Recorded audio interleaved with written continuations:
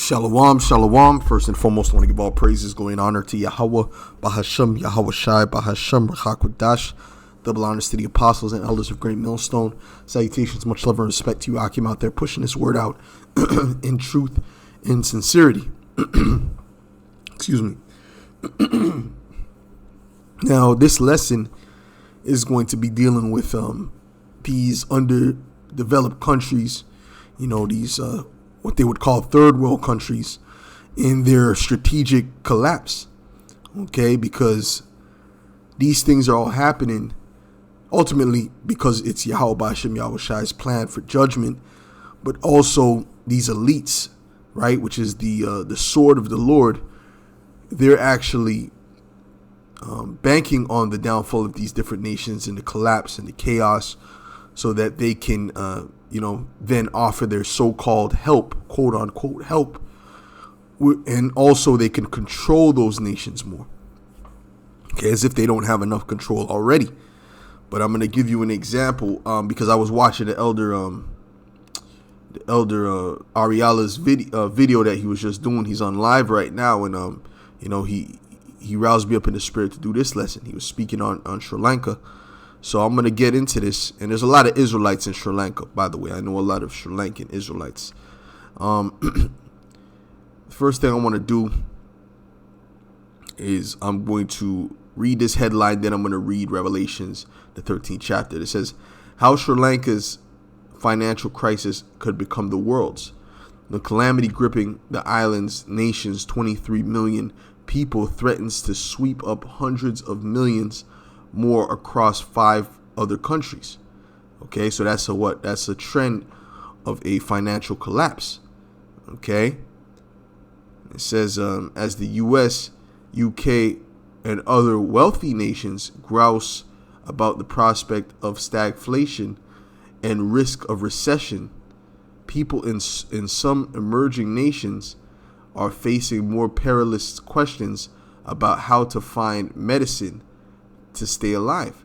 A financial crisis gripping Sri Lanka, 23 million people, threatens to spread across the developing world and sweep up hundreds of millions more. Okay, now what do nations do when they usually have a financial crisis of this type of level? They usually run to the IMF, okay, which is the International Monetary Fund. Okay, they usually run to them so that they can help them. Okay, they can help them financially. But the thing is, when they help them financially, that comes with a cost. All right, because you're going to the devil. You're going to industries ran by Esau Edom, which is the devil. Okay, and we've been telling you that. So when you go to them, they're not looking to help you. They're looking to undermine you. All right. So when you go to them, it comes with all kind of stipulations, man. Right, like you have to. They get control of your national products, okay? Your national. In other words, they start to take over your GDP, okay? Which means the money, the profit that your country makes, man, based upon your natural resources. That's part of these contracts that they give these third world countries when they need money. You see, because this man is Satan, okay? This is Revelations 13 and verse. I'll start at 16. It says, and he causeth all, both small and great, rich and poor, free and bond, to receive a mark in their right hand or in their foreheads. You see that? He said he causeth all. You understand? Small, great, rich and poor. Right? And that mark, we already know that mark is charagma, right? In the Greek, which is that RFI to the D chip. Okay? Which they're going to be offering to these people to put inside of them as a solution to all, and this is how he's going to get these smaller nations, man, by the fact of when this collapse hits. Trust me, these nations are going to come groveling for a solution, okay? And that no man might buy or sell save he that have the mark or the name of the beast or the number of his name.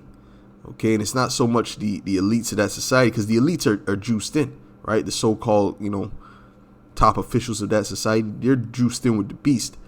But it's the people that are going to be looking for a solution, okay? And who's spearheading the beast? Who controls the beast? The one who controls the beast is America, Babylon the Great. Okay, but I want to get Habakkuk, the 2nd chapter.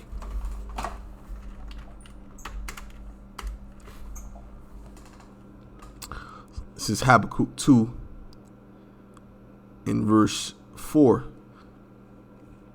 It says, Behold, his soul which is lifted up is not upright in him, but the just shall live by faith. Yea, also because he transgresseth by wine, he is a proud man. Who is that speaking of? That's speaking about the Edomite, all right, who's known as what? The most proud in the scriptures. Okay?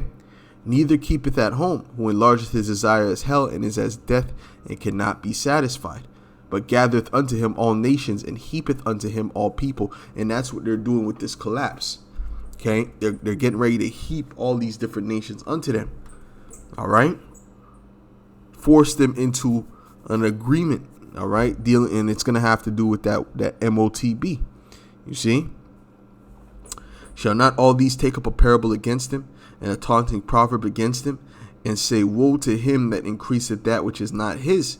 How long? And to him that ladeth himself with thick clay. And like I said, they take over the GDP, they take over the natural resources whenever they lend them this money, which is not more than debt. And when you look up that word clay, it's batyat, which means debt. As a matter of fact, let's look it up. Okay, let's look it up.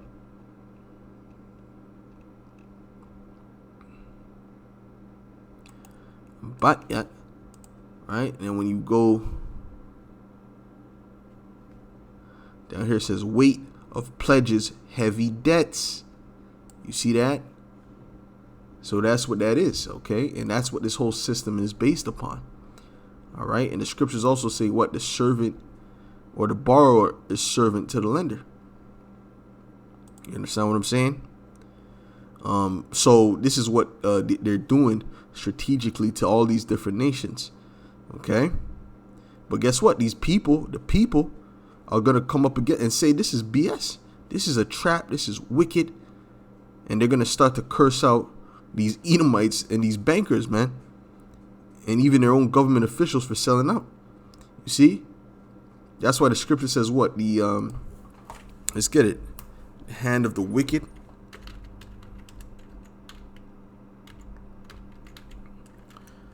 See, all this wickedness is going to come back upon their own head, man.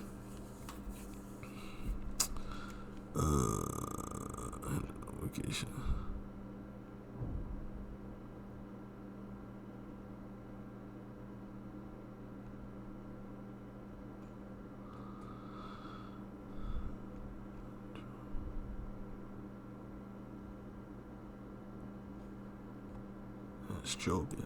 Job 20:22. All right. It says, in the fullness of his sufficiency, he shall be in straits. What's the fullness of his sufficiency? That means when he's about to establish his new world order. Every hand of the wicked shall come upon him. And that word is not wicked. When you go into the actual word, it's laborer. Amal. Okay, it says laborer, sufferer, wretched one, laborer, workman, right? So the average person, they're going to start coming up against their officials. That's why when you read 2nd Ezra, the 15th chapter, it goes all into that, man.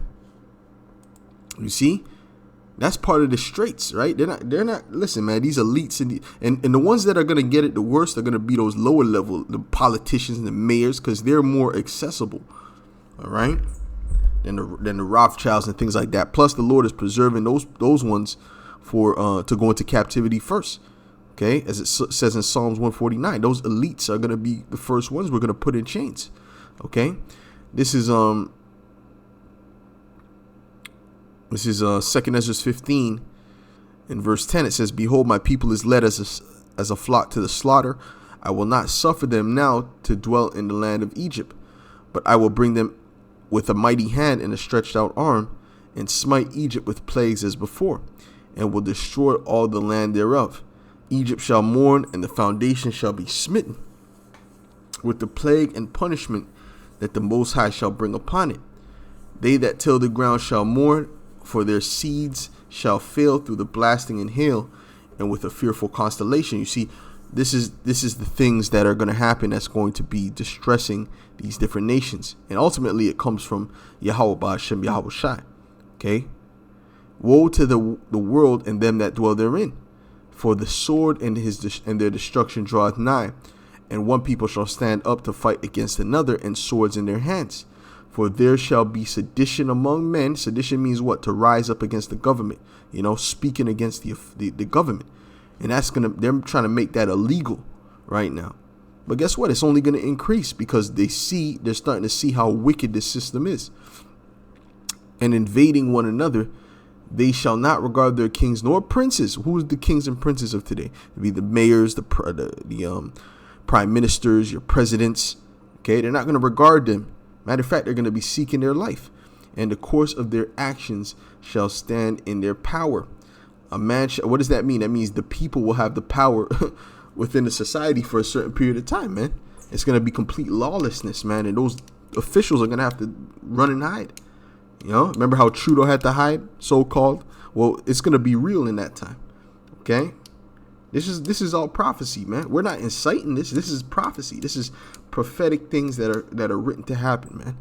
A man shall desire to go into a city and shall not be able, for because of their pride the city shall be troubled, the houses shall be destroyed, and men shall be afraid. Okay, so this is how the collapse is going to happen, but the Lord has his plan as well. All right, so I just wanted to touch on that, man, dealing with Sri Lanka in this particular situation, and Lord willing, that was edifying through the Spirit. Give all praises, glory, and honor to Yahweh, Ba'ashem, Yahweh Shai, Ba'ashem, HaKadosh. Double honors to the apostles and elders of Great Millstone. Salutations, much love and respect to you, Akim, out there pushing this word out in truth and sincerity. Shalom.